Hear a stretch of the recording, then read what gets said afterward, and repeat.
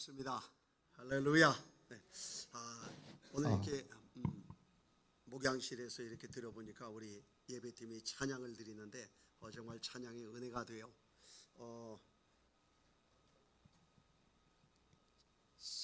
생명력이 넘쳐. 네, 감사합니다. 네. 이건 꺼도 되나요? 네.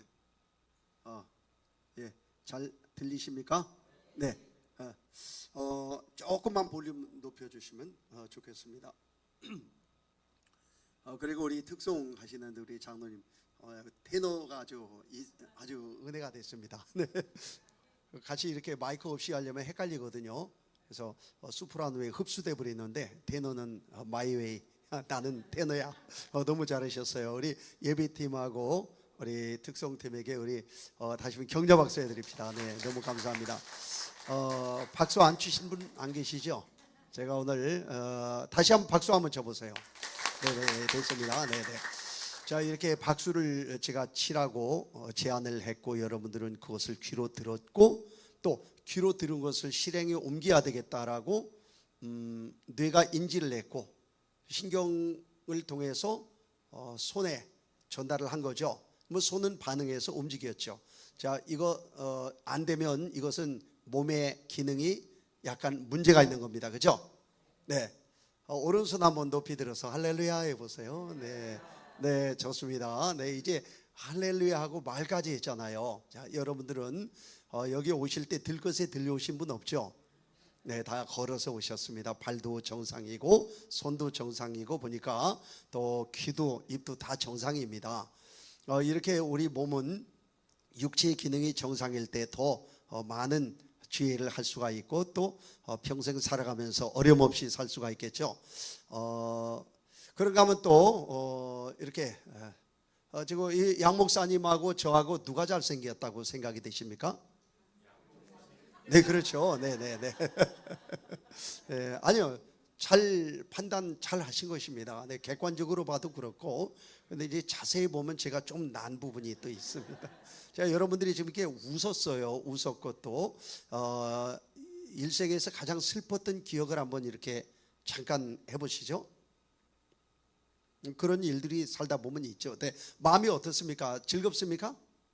약간 슬프죠. 자, 이렇게 슬픔이라든지 또 기쁨, 웃음으로 드러낼 수가 있고 또 이렇게 누가 더 잘생겼나 이렇게 판단을 할 수가 있죠. 또는 결단할 수도 있죠. 오늘 의지를 가지고 여러분들이 오늘 여기 금요 집회 제목이 뭐예요? 금요 철야 기도회 영적 성장을 위한 오늘 영적으로 성장합시다. 이렇게 금요 철야 기도회에 올까 집에서 텔레비를 볼까 갈등을 하다가 물론 여러분 수준은 갈등도 안 하시겠지만 그래도 교회로 가야 되겠다라고 이렇게 의지적인 선택을 하잖아요. 그리고 또 여러분들이 어떤 정보를 들어서 기억도 하고 그래서 우리 마음이라는 것은 지정의가 있어요. 지성이 뭐죠? 제 이름입니다. 지성이 있고 감성이 있고 의지가 있죠. 이것은 우리 혼에 관련된 부분이죠. 제가 여러분들 보니까 웃어야 될 때 웃고 슬퍼할 때 슬퍼하고 또 의지적인 결단도 할 수 있고 이렇게 할 수 있는 거 보니까 혼의 기능도 매우 정상입니다. 그렇죠? 혼의 정상이 아닌 사람은 혼난 사람들이죠. 혼이 나가면 그땐 제정신이 아니죠. 그래서 우리는 하나님이 우리를 만드실 때 육체를 만드셨고 혼을 만드셨고 또 뭐가 있죠? 육체와 혼으로만 구성되어 있나요? 영이 있죠. 자, 데살로니가전서 5장 23절에 확실하게 구별되어 있죠. 주에서 오시는 그날까지 너희 영과 혼과 몸이 흠없이 뭐 되기를 원하노라? 보존되기를 원하노라. 그래서 우리 영이 있단 말이에요. 근데 사람들이 이게 일생을 살아가면서 육체의 기능을 마음대로 사용하고 혼의 기능도 잘 사용을 하죠. 뭐 신앙생활을 안 하는 사람들이 더 육체의 기능이 건강할 수도 있고 혼의 기능이 더 건강할 수도 있죠. 연예인들도 있고 코미디언도 있고요. 또 이렇게 그렇지만 우리 예수 믿는 사람들에게 구별되는 것이 딱 하나 있는데 그것은 바로 영의 기능이 살아있다는 것입니다. 할렐루야. 영광으로 알시기 바랍니다. 원래 아담은 영의 기능이 온전했었죠. 그렇지만 유혹에 넘어가서 선악과를 먹고 뭐 정확히 말하면 선악을 알게 하는 나무 열매를 먹고 영이 죽었어요. 예수님이 왜 오셨습니까? 뭐 흔히 우리 구원하러 오셨다 그렇게 말을 하지만 더 엄밀히 그것을 영의 관점에서 본다면 죽은 영을 살리러 오신 것이죠. 여러분들이 영이 지금 죽었어요? 살았어요? 살았습니다. 네, 살아있는 것을 축하드립니다. 근데 사람들이 이렇게 배가 고프면 밥을 먹고 또 목이 마르면 물도 마시고 또 운동을 합니다. 근육량을 늘리죠. 이 육체의 기능을 보존하고 더 온전하게 하기 위해서 그렇게 하는 것이죠. 운동 안 하면 몸의 기능이 쇠퇴합니다. 병원에 들어둬서 한 달만 누워서 봐요. 다리 근육이 쭉 빠져버립니다. 그러니까 몸을 계속 움직여야 돼요. 계속 움직이고 활성화시키고 뭘 먹어야 되죠. 그러니까 몸의 기능이 계속 유지가 되는 것이죠. 또 혼의 기능도 마찬가지죠. 혼의 기능을 계속 활성화시켜야 돼요. 그래서 배우고 정보를 교환하고 또 어떤 감정을 느끼고, 그래서 혼이 살아있는 사람이 있고 혼이 죽은 사람이 있어요. 그러니까 혼이 살아있어야 돼요. 그래서 사람들은 그래서 마음을 잘 다스리고 지키기 위해서 많은 노력을 합니다. 뭐 어떤 문화 활동도 하고 취미 활동도 하고, 다 그걸 안 하면 혼이 메말라 버려요. 감정이 메말라요. 웃어야 될 때 웃지 못하고 울어야 될 때 울지도 못하고 그래요. 감정이 메말라서 그래요. 그래서 사람들은 어떻게 하든지 혼을 더 활성화시키고 또 육을 활성화시킬까를 노력합니다만, 그런데 의외로 우리 그리스도인들 가운데서도 영을 활성화시켜야 되는데 영을 활성화시키기 위한 노력은 별로 하지 않은 것 같아요. 영이 살아있기는 살아있는데 영이 기능을 제대로 못해요. 영이라는 것은 하나님과 교제할 수 있는 아주 소중한 기관입니다. 영이 어디 있을까요? 우리 몸 중에. 어떤 사람은 뇌에 있다, 어떤 사람은 배에 있다 그러는데 그 어디 있는지 우리는 알 수가 없지만 그 영은 물리적인 어떤 공간이나 위치로 정의 내릴 수는 없습니다. 그러나 내가 살아있으면 영은 내 안에 영이 있고 그 영을 통하여 하나님과 교제하는 것이죠. 여러분 출애굽기에 보면 성막이 나옵니다. 성막에 딱 들어가면 성막들이 있어요. 그리고 성막들에서 성소로 들어가게 돼 있죠. 휘장이 쳐 있죠. 물론 성막 입구에도 휘장이 있지만 또 성소에, 또 성소에서 또 지성소로 들어갑니다.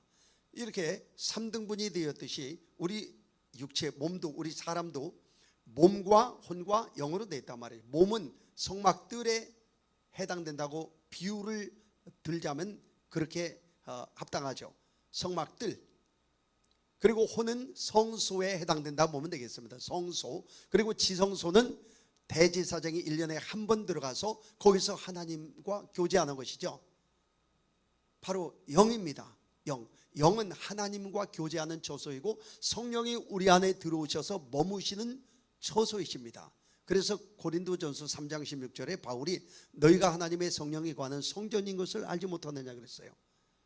성령이 우리 안에 거하실 때 육체나 혼에 거하시는 것이 아니고 영에 거하십니다. 그리고 우리 영이 어떤 일을 할 때, 쉽게 말해서 기도를 드릴 때 성령님이 그 영과 더불어 함께 기도해 주시는데 그 기도가 바로 방언기도입니다. 제가 지난번에 여기 왔을 때 방언기도에 대해서 길게 말씀을 드렸었죠. 자, 우리는 사도 바울이 한 말을 기억해야 돼요. 고린도전서 14장 15절에 내가 영어로도 기도하고 마음으로도 기도한다 그랬어요. 그 순서를 잘 보셔야 돼요. 내가 마음으로 기도하고 영으로 기도한다 하지 않았어요. 영으로 기도하고 마음으로 기도한다 그랬어요. 영으로 기도하는 것을 먼저 언급했고 그 뒤에 마음으로 기도하는 것을 뒤에 언급했어요. 이게 무슨 얘기냐면 우리 마음의 기도라는 것은 내 마음, 즉 지성, 감성, 의지를 가지고 있는 혼에서 나오는 어떤 생각을 언어로 옮겨놓은 것이 마음의 기도입니다. 이거 오해하는 분들은 입 딱 다물고 속으로 이렇게 마음속으로 생각하는 것을 마음의 기도로 아는데 그게 아니고 일반 언어로 기도하는 것이 마음의 기도입니다. 뭐 주기도문을 한다든지 오늘 일용할 양식 주셔서 감사합니다 식기도 한다든지 이 모든 것들이 다 마음의 기도죠. 여러분들이 기도할 때 거의 다 마음의 기도를 드립니다. 그런데 뭐 구하지 않기 때문에 얻지 못하지만 구해도 얻지 못하는 것은 정력으로 쓰려고 잘못 구했기 때문이라 그랬는데 대부분의 그 마음의 기도는 하나님이 안 들으시는 경우가 많아요. 그분 이름이 좀 길어서 내가 그 목사님 이름 외우느라고 되게 고생했는데요. 아르헨티나에 가면 후안 오르티즈 까를로스라는 목사님이 계세요. 이름 되게 길죠. 이분이 쓴 책 중에 뭐냐면 성도의 기도의 99%는 천국 우체통에서 잡동사니 우표물로 취급된다라는 책을 써서 교계에 알려진 적이 있어요. 그 말이 뭐냐? 다 쓸데없는 기도를 하고 있다는 것입니다. 1%밖에 상달이 안 되는 거죠. 예를 들자면 초등학교 6학년 아이가 졸업기념으로 오토바이 사달라고 떼를 쓰는 기도를 한다 이거죠. 사줄까요? 그 사주는 부모가 있다면 정신 나간 부모죠. 악한 자도 자식에게는 좋은 걸 주거든요. 그건 나중에, 그러니까 기도해놓고 응답이 안 되는 이유는 잘못 기도를 하기 때문에 그렇죠. 대개 우리 마음에 있는 것, 예수님도 마음에 있는 것을 입으로 낸다 그러셨는데 마음속에 있는 것들은 다 나의 욕심인 경우가 허다합니다. 그래서 기도를 밤새 철야기도 하고 작정기도 40일 새벽기도를 했는데도 응답이 안 되는 이유는 내 마음에 있는 기도만을 내 입장에서 때를 썼기 때문에 그렇거든요. 그런데 하나님이 보실 때는 지금 주면 난리나, 지금 오토바이 다 주면 안 되는 거야. 다 하나님의 때가 있고 하나님이 더 좋은 것을 주시려고 그렇게 생각을 하고 계시거든요. 그런데 이 마음의 기도가 아닌 영의 기도, 즉 방언으로 하는 기도는 이건 하나님과 비밀을 나누는 거예요. 그리고 성령께서 그 기도를 이끌어 가시기 때문에 하나님의 뜻에 100% 합당한 기도가 되는 것입니다. 그래서 하나님이 응답해 주시는 거예요. 근데 내가 뭘 기도했는지도 몰라. 근데 하나님은 그렇게 기도를 이끌어 가셔서 내가 구하지 아니한 것까지도, 심지어는 에베소서 3장 20절 구하는 것 생각하는 것까지도 하나님이 응답을 해 주시는 것은 바로 영의 기도. 자, 제가 서두에 오늘 설교를 할 내용이 있는데도 이걸 먼저 말씀드리는 이유는 여러분들이 할렐루야 하니까 손도 흔들고 막 감정도 느끼고 그러는데 영을 좀 이렇게 활성화시켰으면 좋겠다 이 말씀을. 왜냐하면 타이틀이 뭐 영적 성장이에요. 영적 성장. 영적으로 성장하려면 육체가 성장하고, 어떤 교회 보니까 영적 성장을 위한 뭐 축구 대회 그런 것도 하더라고요. 그건 축구 해가지고 육적 성장은 되지만 영적 성장은 안 됩니다. 혼적 성장, 문화센터 가서 뭐 부클치도 배우고 하면 좋아요. 다 혼적으로 성장하고 좋은 음악 들고 베토벤의 그 뭐 모차르트 뭐 이런 거 탁 듣고 그러면 혼적으로 막 성장합니다. 개그 콘서트도 보고, 요즘도 하는지 모르겠네. 개콘 안 해요? 또 신령한 척 텔레비 안 보는 척하고 대답하는 거 봐. 참 여러분들 지혜롭습니다. 자, 그런데 영적 성장을 위해서는 뭐냐? 영이 성장해야 돼. 영이 성장하는 것은 딱 두 가지입니다. 기도와 말씀입니다.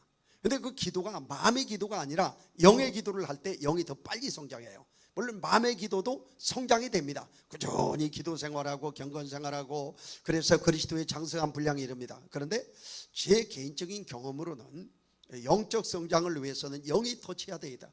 영이 터치되기 위해서 두 가지 채널을 하나님이 주시는데, 하나는 방언이고 하나는 예언입니다. 방언이라는 것은 영에서 나오는 소리입니다. 소리. 그냥 말이 아니에요. 소리입니다. 소리가 있고 말이 있어요. 말이라는 것은 단어와 단어가 서로 연결되면서 적당한 어떤 조사나 형용사 이런 것들을 쓰면서 그 말이 문장화되어서 나오는, 이게 말이죠. 근데 소리는 그냥 소리예요. 그러니까 방언을 할 때 랄랄랄라는 이게 그냥 소리예요. 근데 예언이라는 것은 뭐냐? 이것은 영에서 하나님의 음성을 대신 말을 해주는 것인데, 이 말은 그냥 일상적인 말이 아니고 영에서 나오는 말입니다. 그게 예언입니다. 저희 교회가 주로 하는 것이 영의 소리를 내는 방언 사역과 영의 말을 하는 예언 사역 두 가지를 해요. 저희는 아예 저희 교회 주신 사명이 그겁니다. 영의 소리, 방언, 영의 말, 예언. 자, 따라합시다. 영의 소리, 방언, 영의 말, 예언. 예수님이 하신 말씀은 다 예언입니다. 요한복음 6장 53절에 내 말이 영이요 생명이요.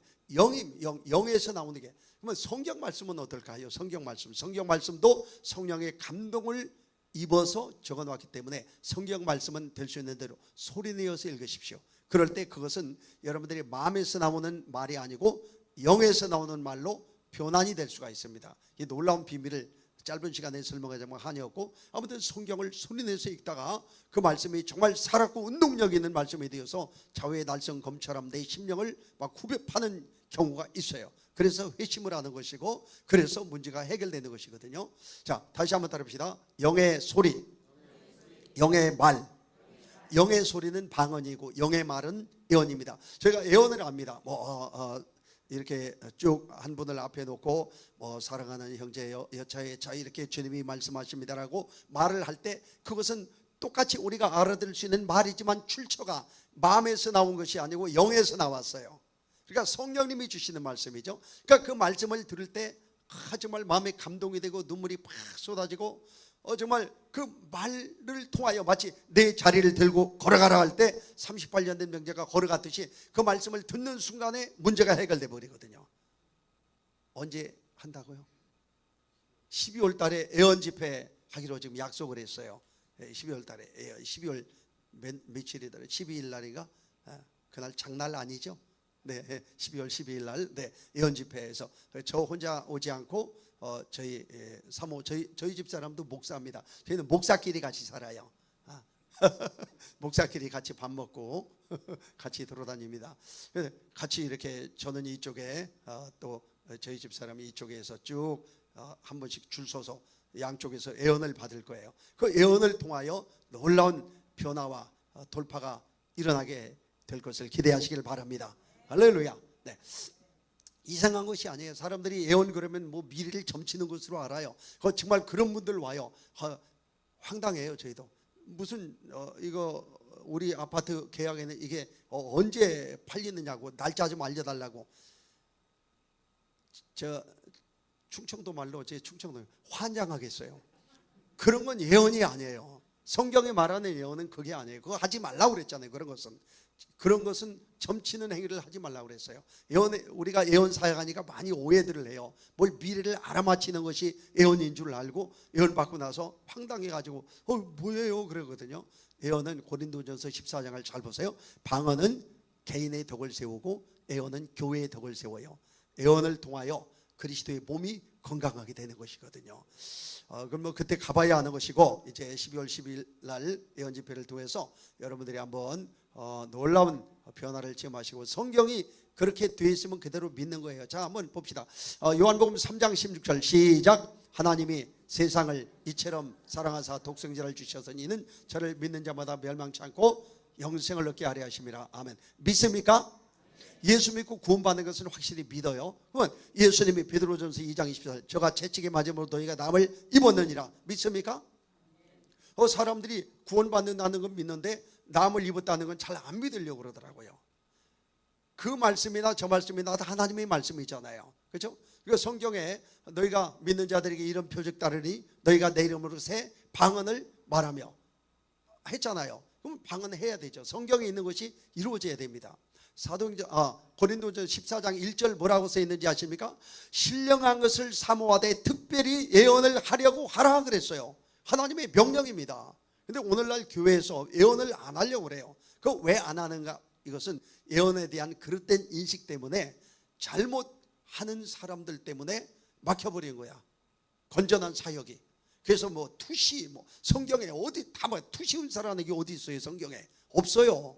이상한 사람들이 기도원 같은 데서 그렇게 하다 보니까 정말 예언하려고 하는 그런 교회들이 타격을 지금 입고 있어요. 저희는 누가 뭐래도 예언 사역을 계속 해나가고 많은 분들이 여기서 회복되고 마음이 치유되고 병이 낫고 기적이 계속 일어나고 있어요. 자, 오늘 제가 여러분들에게 영적으로 좀 성장해야 된다고 이 타이틀을 보니까 영이 건강해야 되겠다. 영이 건강할 비결이 두 가지가 있다고. 뭐라고 그랬어요? 방언과 기도, 말씀과 기도예요. 그러니까 기도를 할 때 마음의 기도가 아닌 영의 기도를 하셔야 돼요. 영의 기도. 그럼 영적으로 팍 성장합니다. 방언은 영적인 근육을 증가시키는 거예요. 저도 요즘 막 스쿼트 운동이 스쿼트 뭐라 그러더라? 하여튼 그 이름 잘 헷갈려 몰라요. 하여튼 앉았다 일어났다 이런 것도 해보고. 근데 근육량이 나이가 들어가니까 자꾸 근육량이 줄어들어요. 근육량이 많아야 면역성이 커지잖아요. 영적인 면역성이 커져야 돼요. 마귀가, 대적 마귀가 베드로전서 4장 7절 우는 사자처럼 두루다니며 삼킬 자를 찾는다 그랬어요. 베드로전서 5장 8절에. 우는 사자예요. 사자는 배고플 때만 운대요.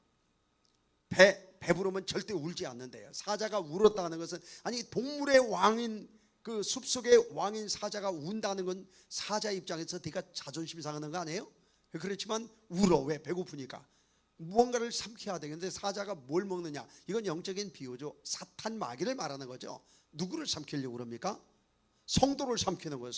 성도를 삼켜요. 이미 성도 아닌 사람들은 다 이미 삼켜진 거고, 여기 와서 지금 돌아다니면서 전도 안 되니까요. 졸어라 졸어라 졸어라.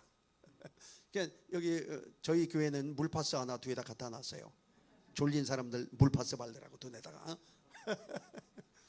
어떤 사람이 진짜 바르려고 그래서 내가 기겁을 했어요. 그러니까 졸지 말라고 얘기해. 마귀가 자꾸 졸음을 갖다 줘. 그러니까 우리는 영적인 면역성이 있어야 돼요. 막 시험 들고 그러잖아요. 왜? 면역성이 약해서 그래요. 그러니까 방언 기도 많이 하면 시험 안 들어요. 저희 교회 교인들은요, 막 제가 막 뭐라고 나무라 해도 시험 안 들어. 왜? 방언 기도 많이 해가지고 면역력이. 근데 한 가지 단점이 있어요. 말을 안 들어. 면역력이 커서 웬만큼 해가지고는. 그리고 말씀을 많이 열게 되는데, 말씀이라는 것은 객관적이에요. 객관적이기 때문에 나에게 좀처럼 와서 탁 부딪히는 것은 보통 신령하지 않아서 안 돼요. 근데 예언자를 통하여 하는 예언은 주관적이에요. 개인에게 부딪혀요. 개인에게. 물론 성경의 그 영감의 수준과 똑같지는 않지만, 이거 잘못 말하면 이단 소리 들을 수가 있어요. 매우 조심스러워요. 성경은 정말 하나님의 어떤 구속사의 목적을 가지고 특별한 예언자들을 통하여 기르고 있잖아요. 우리는 일반적인 예언자이기 때문에 성경 말씀과 거기에 준하는 그런 예언을 할지라도 개인적으로 다가오기 때문에 마음이 팍 꽂히는 거예요. 이래서 영적으로 팍 성장합니다. 그래서 여러분들이 기도하시고, 금년은 2025년 가기 전에 영적으로 팍 성장해서 2단계, 3단계 도약할 수 있기를 축복합니다. 아멘. 아멘 해주셔서 고마워요. 제 이름이 지성이잖아요. 지성이면 감천이라고. 감사합니다. 제가 오늘 본문 말씀을 보면 명절 끝날이라고 되어 있어요. 지금 명절 지난 지 얼마 안 됐죠? 추석. 네. 명절, 유대인들에게 3가지 명절이 있어요. 자, 여러분들 환기시키기 위해서 다시 한번 요한복음 7장 조금 전에 읽었던 본문 제가 읽어드릴게요. 명절 끝날, 곧 끝날에 예수께서 서서 외쳐 이르시되 누구든지 목마르거든 내게로 와서 마시라. 나를 믿는 자는 성경의 이름과 같이 그 배에서 생수의 강이 흘러나리라 하시니, 이는 그를 믿는 자의 받을 성령을 가리켜 말씀하신 것이라. 예수께서 아직 영광을 받지 못하신 거로 성령이 아직 저에게 계시지 아니하시더라. 제가 간단하게 오늘 설교할게요. 한 20분만 할게요. 40분에 끝내면 되겠죠? 네? 대답이 없다는 건 빨리 끝내라는 뜻이 될 수도 있고, 알아서 하라 그런 얘기가 될 수도 있고요. 유대인들에게 3대 명절이 있는데 그 중에 하나가 초막절이에요. 아시죠? 초막절, 또 오순절, 또 유월절, 초막절, 오순절 3대 명절이죠. 우리나라는 3대 명절이 뭐가 있어요? 추석, 또 설, 또 단오가 무슨 3대 명절이요?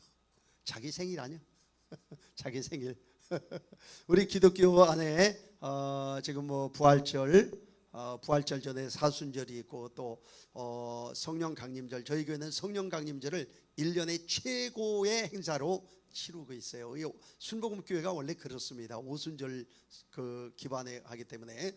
그리고 이제 그래 저희들은 맥주절을 안 지켜요. 맥주절을 안 지키고 성령 강림절을 지킵니다. 교단마다 조금씩 달라요. 맥주절 안 지키니까 좀 이상하죠? 네, 오순절이 맥주절이에요. 네, 그런데 이제 날짜가 약간 다르죠. 그리고 이제 추수감사절 있고 성탄절 있고. 그런데 유대인들은 이렇게 유월절과 또 초막절과 또 오순절 이렇게 있죠. 그 조상들이 광야에서 참 고생 많이 했잖아요. 얼마나 고생 많이 했습니까? 그 이스라엘 백성들이 광야에서 40년 동안 이동한 경로를 쭉 보면 기가 막힙니다. 참 끈질기기도 하고요. 하나님의 절대적인 보호에 있었기 때문에 그게 가능했죠. 구름기둥과 불기둥으로 인도하셨는데, 그들이 광야를 지날 때 힘들었던 것 중에 하나가 물이죠. 물. 목말라 죽겠다는 사건이 성경에 여러 번 나와요. 뭐 무리바에서도 그랬고 반석이 뭐 그냥 터져 나오기도 하고 반석을 또 뭐 때렸다 그래가지고 뭐 저 가나안 못 들어가게 하고 하여튼 이 뭐 마라의 물 사건도 있었고 이 물이라는 것은 이스라엘 백성들에게 매우 그 아픔 가슴 아픈 추억을 가진 것들이에요. 그렇기 때문에 초막절 행사 때 이들이 꼭 하는 것이 뭐냐면 헌수식을 하는데 그 실로암못에서 물을 길어다가 그 제단에 바치는데 이것이 언제 있냐면 명절 끝날에 이 행사가 있어요. 여러분 그 올림픽 같은 데 보면 마지막 날에 무슨 행사하죠?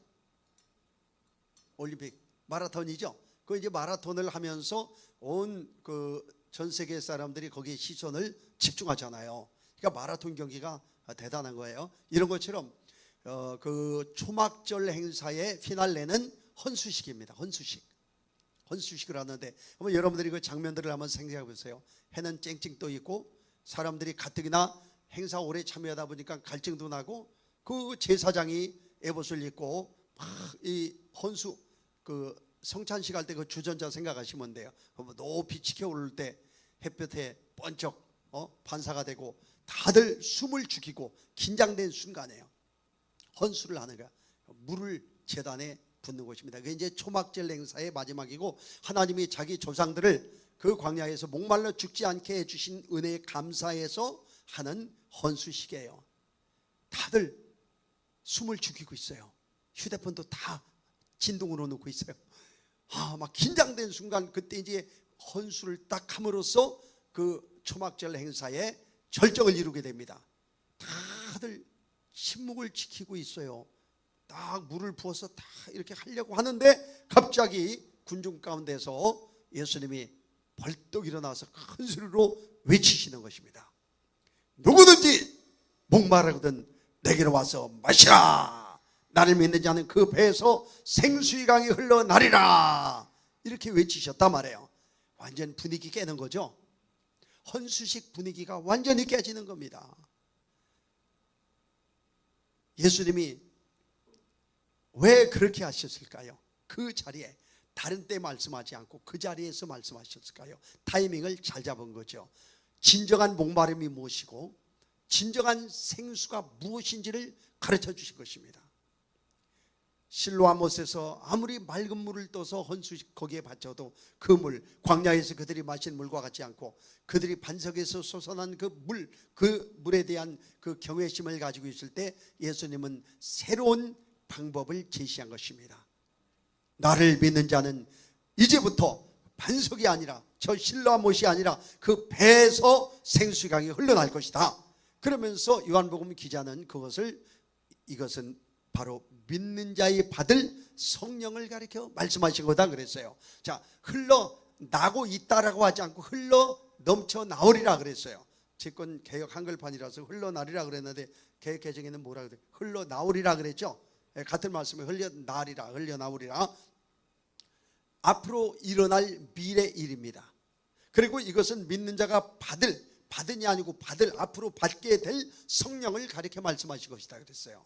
과연 이 예언의 말씀대로 오순절날 예수님이 부활승천하신 이후에 오순절날 마가다락방에 120문도가 모였을 때 고련히 하늘로부터 급하고 간 바람 같은 소리가 있어 그의 앉은 온 집에 가득했고 부려가 갈라진 같이 각 사람 머리 위에 이마에 있더니 저희가 다 성령의 충만함을 받고 성령의 말하게 시험을 따라 각기 다른 언어들로 말하기를 시작하였다. 그리고 초대교회가 세워진 거 아니겠어요? 엄청난 성령의 역사가 예루살렘을 뒤덮었고 예루살렘에서 또 권능받은 그 제자들이 유대로 그리고 사마리아로 땅끝으로 오늘날 이 한반도까지 지금 밀려온 것이 아니겠습니까? 바로 성령의 생수가 흘러 넘쳐난 것입니다. 할렐루야. 예수님이 예언하신 그대로 이루어졌어요. 바로 이것이 예언인데 오늘도 여러분들 기도하실 때 여러분 배에서 성령의 생수가 흘러 넘치는 역사가 있기를 축원합니다. 배에서 성령의 생수가 흘러 넘치는 것은 배라는 것은 번역을 배라고 했지만 심령의 가장 깊은 속사람 가장 깊은 곳이에요. 바울은 종종 속사람이라는 표현을 했어요. 겉사람과 속사람. 속사람은 영과 혼을 다 합쳐서 속사람이라고 말하기도 하고 영을 속사람이라고 말하기도 해요. 또 어떤 분들은 혼과 육을 합쳐서 겉사람이다 이렇게 말하기도 하고 영만 속사람이다 이렇게 말하기도 해요. 아무튼 이것은 육체가 아닌 심령의 깊은 곳이 속사람인데, 그곳에서 바로 생수강이 흘러넘쳐나는 것은 성령님이 속사람 안에 좌정하시고 생수와 같이 터져나오신다. 이거 바로 성령의 나타남입니다. 여러분들이 성령을 충만히 받을 때 성령님이 여러분 속사람 배 깊은 곳에 머물러 계시다가 여러분들이 입을 열 때 입을 통하여 생수가 흘러넘치고, 손을 내밀 때 손을 통하여 생수가 넘치고, 여러분들이 발걸음을 옮길 때 그곳에 생수가 넘쳐나는 것입니다. 여러분들의 혼과 육체를 지배하고 가정을 지배하고 직장을 지배하고 여러분들의 모든 삶을 도전해 생수의 강이 흘러넘치는 것은 바로 성령을 받았기 때문에 그게 가능한 것입니다. 자, 여러분들은 예수 믿으면 내 안에 성령님이 계신데 무슨 또 성령을 받느냐 그러는데, 여러분들 여기 보면 믿는 자의 받을, 이미 믿는 자예요. 믿는 자가 성령을 받아야 돼요. 여러분들 예수를 믿습니까? 그렇다면 여러분들은 믿는 자입니다. 근데 믿는 자가 성령을 받아야 된다고 그랬어요. 사도행전 19장에도 너희가 믿을 때 성령을 받았느냐 그랬어요. 사람들이 믿어요. 믿고 성령을 모시고 계세요. 내 안에 모시고 계세요. 여러분 안에 지금 성령님이 좌정해 계세요. 그런데 성령을 더 받으라 그러셨어요. 예루살렘을 떠나지 말으라. 위로부터 능력 받기 전에는 떠나지 말으라. 그 말을 들은 제자들이 다 예수님을 믿는 제자들이에요. 그렇지만 위로부터 능력을 던지기 전에 떠나지 말라 그랬어요. 저희 교회는 예언사역을 하다 보니까 많은 분들이 예언을 받으러 오는데 절반 정도가 목사님들이세요. 예언 받으러 와요. 예언 받으러 오는데 다 고민들이 많아요. 교회를 개척했는데 간판 내리게 생겼어요. 교인이 없어요. 여기 교회는 완전히 초대형 교회입니다. 거기에 비하면은. 근데 다 살펴보면 능력 없이 시작해서 그래요. 능력 없이. 위로부터 능력을 던지기 전에는 하지 말라 그랬는데 능력 없이 시작하니까 그런 모습이 되더라 말이에요. 꼭 교회뿐만 아니에요. 개인의 사업도 그래요. 여러분, 능력이라는 것은 꼭 어떤 영적 사역이 뿐만 아니라 삶의 전반적인 영역에 다 해당되는 것입니다. 학생이 능력 받으면 공부 잘하고, 직장인이 능력 받으면 승진 잘하고, 사업가가 능력 받으면 사업이 잘 번창하고, 영업하는 사람이 능력 받으면 물건 잘 팔아요. 모든 것은 능력이에요. 능력. 권능이라는 것은 두 가지 영역의 영적 차원과 우리 환경적 차원을 다 어우르는 것입니다. 여러분들 다 권능 받으시길 바랍니다. 권능 받으면 권능이 속에서 생수의 강처럼 흘러 나오는 거예요. 이 생수의 강이 원래 어디 있던 거냐면 에덴 동산에 있던 거예요. 아까 창세기 읽었죠? 에덴에서 강이 네 줄기로 흘러나왔어요. 잘 아시죠? 여러분들 창세기 2장은 많이 읽으셨죠? 거의 아마 해마다 한 번씩 읽을 걸. 금년은 일독해야지 그러고 창세기 읽고 그러다가 출애굽기 가서 많은 거죠. 네. 그런데 여러분들이 다 아실 거예요. 첫째 강의 이름이 뭐라고요? 첫째 강 비손강이에요. 이 비손이라는 것은 다 여러 가지 여러 해석들이 있는데 한마디로 풍요로움을 상징합니다. 풍요로움. 그 비손강 주변에는 금이 있는 하윌라 온 땅을 덮었고 그 땅에 금은 정금이고 순금이고 베들리엄 호마노 많은 그 보석들이 있다고 그랬어요. 비손강은 풍요로움이에요. 원래 인간은 에덴에서 살 때 부자로 살게 만드셨어요. 하나님이. 교회에서 이 재정 얘기를 하면 사람들이 이상하다 그러는데 아니에요. 하나님은 창세기 2장부터 돈 얘기하셨어요. 돈 얘기하셨어요. 비손강. 왜 하나님이 비손강이라고 이름을 지으셨느냐? 그만큼 인간이 살아갔는데 풍요로움이 필요하기 때문에 그래요. 여러분 모두가 다 풍요롭게 살 수 있기를 축복합니다. 네, 풍요로움. 천국은 막 금도 황금으로 깔렸잖아요. 온갖 보석이 있잖아요. 그게 다 천국의 모형을 이 땅에 세팅해 놓은 것이 에덴 동산인데 비손강이 있어요. 그래 아담은 매우 부유해요. 풍요롭게 살 수 있어요. 그런데 쫓겨났잖아요. 찾아온 곳이 뭐예요? 가시엉겅퀴.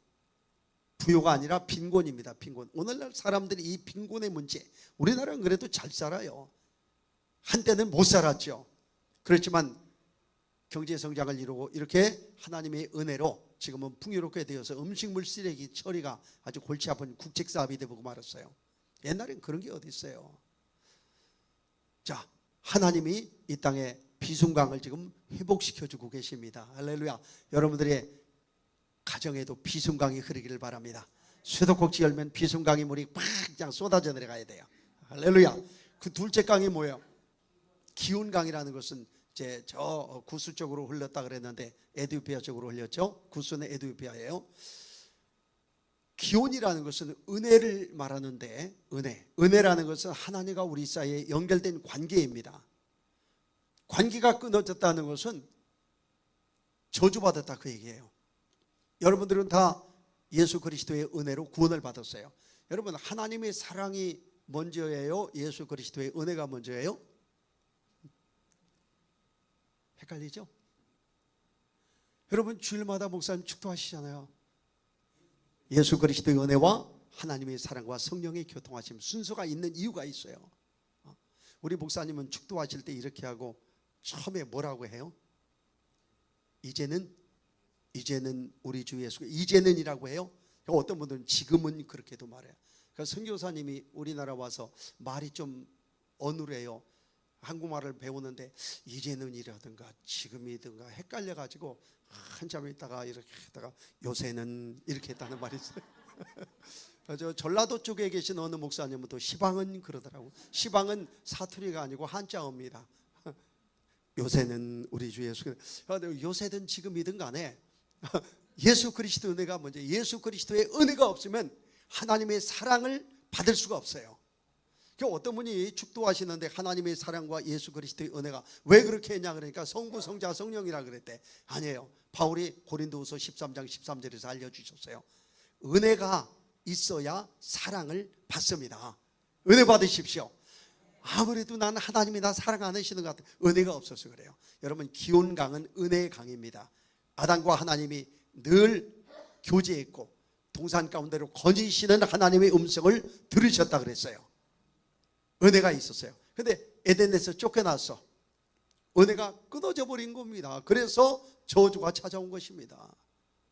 그렇지만 예수님이 오셔서 율법이 저주에서 우리를 해방시키셨고 다시 은혜를 회복시켰어. 다시 기온강이 회복된 것입니다. 여러분들의 마음속에 기온강이 언제나 굽이쳐 흘러가기를 축복합니다. 기온강이 회복되면 목사님이 설교 틀리게 해도 은혜가 돼. 어느 목사님이 예수님께서 저 광야에서 보리떡 5천 덩어리와 물고기 2마리 가지고 막 이렇게 설교해도 막 은혜가 되고 아멘 아멘 하고 은혜가 되면요 막 오다가 접촉사고 나도 감사해. 하나님의 사랑은 어떻게 봐? 은혜로 받는 것입니다. 이게 바로 기온강에 하나님이 에덴 동산에 그 세팅해 놓으셨다니까. 근데 쫓겨났어. 히데겔강, 이거 엄청난 거예요. 지금은 티그리스 강이라고 되어 있는데 히데겔이 티그리스 강이에요. 지금은 티그리스 강하고 유프라데스 강만 지금 지도에 나와 있고 기온강하고 저 비송강은 역사에서 자체를 감췄어요. 뭐 인디아나 존스가 그거 찾으려고 다 못 찾으잖아요. 그 영화 보셨어요? 히데겔 강이라는, 히데겔이라는 게 뭐냐면 히데겔은 이거는 화살을 쐈을 때 화살이 얼마나 빠르게 나가는지 몰라요. 화살처럼 빠른 파워. 화살은 멧돼지의 염통을 뚫어요. 곰의 심장을 뚫는 것이 화살입니다. 제가 어느 저기에서 봤는데 총으로 쏘는, 총 쏘는 것보다 화살이 더 뚫고 들어가더라고. 방탄 조끼를요 총은 못 뚫어. 근데 화살은 뚫더라고요. 그 이유가 이제 과학적인 이유가 있는데 아무튼 이 히데겔이라는 것은 화살처럼 빠르게 흘러간다 그 말이에요. 화살처럼. 능력입니다. 능력이 있어야 되고 따릅시다. 능력, 파워. 경상도 사람들은 능력을 뭐라고 하는지 아십니까? 능력 그럽니다. 썰렁하나요? 자, 능력이 있어야 돼. 능력. 아담이 능력이 있었어요. 여러분, 아담의 두뇌에 우리는 몇 프로, 5%도 못 쓴다고 그러잖아요. 아담은 능력이 많아요. 온 세상에 있는 모든 동식물 이름을 중복되지 않게 다 붙여줬어요. 어쩌면 여우를 보면 여우같이 생기고 늑대는 늑지같이 생기고 고양이 보면 고양이가 생기고 똑같이 생겼잖아요. 소를 보면 소같이 생기고. 그리고 각 다국어로 다 번역해 놨잖아요. 그러니까 누가 아담이 한 거예요. 엄청난 능력입니다. 다스리고 정복하는 그 능력을 가지고 있어요. 근데 히데겔 강에서 쫓겨나 버렸어. 능력이 상실됐다 그 말이에요. 여러분들, 예수님이 오셔서 우리에게 능력을 회복시켜 주셨습니다. 할렐루야. 성령의 능력. 그 능력 받으면 우리도 우리의 삶 속에 히데겔이 흘러가는 거예요. 여러분 속에 히데겔이 흘러가기를 바랍니다. 그래 담대해지는 거예요. 능력이 있으니까 무엇이든지 하면 다 형통하게 되는 거야. 네 번째가 유브라데강이에요. 이게 뭐냐? 유브라데는 결실이라는 뜻이 있습니다. 결실. 따릅시다. 결실. 심으면 거둬야 될 거 아니에요. 근데 심었는데 못 거둬. 원래 법칙은 심은 대로 거두게 돼 있어요. 적게 심으면 적게 거두고 많이 심으면 많이 거두고. 이삭은 농사했는데 몇 배 거뒀어요? 네? 100배 거뒀잖아요. 100배. 이게 능력이에요. 그것도 능력. 결실의 그 은혜, 결실의 은혜. 좋은 땅에 뿌려주면 30배, 최소 30배, 60배, 100배. 제가 딱 100배 한번 어떤 일이 있었냐면, 제가 어느 집회 갔는데 헌금 시간이 되었는데 앞에서 헌금을 많이 내도록 이렇게 광고를 아주 멋있게 하더라고요. 막 헌금 내고 싶어가지고 미치겠어요. 근데 보니까 내 계좌에 12만 얼마밖에 없어. 근데 성령님이 자꾸 마음속에 너 10만 원 심어라, 10만 원 심어라. 아이고 이거 집에 갈 차인데요. 10만 원 심어라. 내가 100배 줄게. 그래서 제가 잘못 들은 줄 알았어요. 그 10만 원 딱 심었는데 그 주에 왔는데 누가 1000만 원 헌금하더라고요. 내가 딱 계산해 보니까 딱 100배더라고요. 그래서 어디를 가면 꼭 10만 원을 헌금하는 그 습관이 있어요. 네. 하나님이 100배를 주신 것을 제가 체험을 했어요. 여러분, 심으면 거두는 축복, 결실의 축복이 여러분들에게 있기를 축복합니다. 심으면 거둬야 돼요. 근데 눈물을 뿌리며 심어도 못 거두는 거야. 이게 왜야? 유프라데 강이 말랐기 때문에 그래요. 여러분 삶의 유프라데 강이 다시 회복되기를 바랍니다. 자, 비순강이 무슨 강이라고요? 풍요. 쉽게 말해서 돈이야 돈. 기운 강은 은혜, 힛대길은 능력, 유프라데는 결실. 이 네 강이 아담을 먹고 살만하게 만들어줬어요. 신나는 인생. 그래서 에덴이 기쁨의 동산이거든. 에덴에 이 강이 없었다면 에덴은 메마른 황무지죠. 근데 아담이 쫓겨났잖아요. 쫓겨났는데 예수님이 오셔서 우리에게 뭐라고 하시냐면, 나를 믿는 자는 그 배에서 생수의 강이 흘러나오리라 그랬어요. 이 생수의 강이 뭐냐? 바로 에덴 동산의 네 강입니다. 그래서 여러분들이 성령을 받으면 여러분들의 심령 안에서 생수의 강이 흘러나가는 거예요. 그래서 여러분 속에 비순강이 흘러나가서 모두가 풍요로움을 누리게 되고요, 빈곤함이 없어요. 예수 믿는 나라 다 잘 살잖아요. 그 비순강이 회복돼서 그래요. 은혜의 강, 기운 강이 회복되어서 성령 받으면 다 은혜가 되는 거예요. 막 찬양하다가 틀리게 반주가 틀려도 막 은혜가 돼요. 뭘 해도 은혜가 돼요.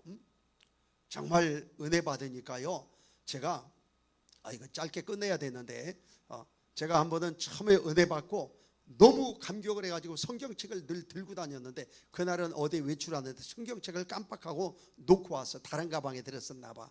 갈급해서 미치겠어. 근데 시외버스를 타고 어디를 가는데 1시간 훨씬 넘는 거리인데 성경 말씀을 묵상해도 초신자 때라서 묵상하는 것도 한계, 하나님의 세상을 지체하면 그거밖에 못 외우는 거야. 근데 마침 발밑에 보니까 부시럭한 데 보니까 복음 전도지가 있는 거야. 이것을 읽어야 되겠다. 전도지가 접해 있잖아요. 자, 펼쳐보니까 거기에, 나는 해산물인 줄 알았어, 굴인 줄 알았어. 누가 코 풀어가지고 그게 딱 접은 걸 딱 이렇게 펼치니까 데칼코만이라고 아세요? 양쪽으로 쫙 펴지는 거. 그런데도 거기에 있는 그 복음의 말씀을 투시하면서 읽었어. 얼마나 은혜 받았는지 몰라요. 목적지 총점이 금방 도착되는 거야. 은혜 받으니까 뭐든지 은혜가 되더라고요. 할렐루야. 목사님이 재치기만 해도 은혜가 되더라고요. 할렐루야. 여러분들에게 그게 회복돼야 돼요. 성령 받으면 은혜가 회복되고 결실, 능력이 회복되고 결실이 회복되는. 어디서? 배에서 흘러나는 거예요. 그 배라는 건 마음에. 그래서 잠언 4장 24절에 무릇 지킬 만한 것보다 뭘 지키래요? 마음을 지키라는 거야. 마음을 지키려면 성령님이 지켜주셔야 돼. 그래서 성령 받으라는 거예요. 결국은 우리는 이 생수의 강을 마음껏 이 땅 사는 동안에 누리고 살다가 저 천국 가면 거기에는 영원한 생명시내에서 생명실과 따먹으면서 영원히 영생하게 될 줄로 믿습니다. 그 나라 갈 때까지 이 땅에 머무는 동안은 성령을 충만히 받아서 성령으로 살아야 돼요. 그래서 에덴 동산의 네 강을 마음껏 누리시고 그 강, 이게 바로 4대 강 사업이야. 이게 그 4대강이 아니고 여러분 심령 속에 4대강 사업을 잘 하셔서 내 강이 철철 굽이쳐 흘러 넘치기를 예수 이름으로 축원합니다. 할렐루야.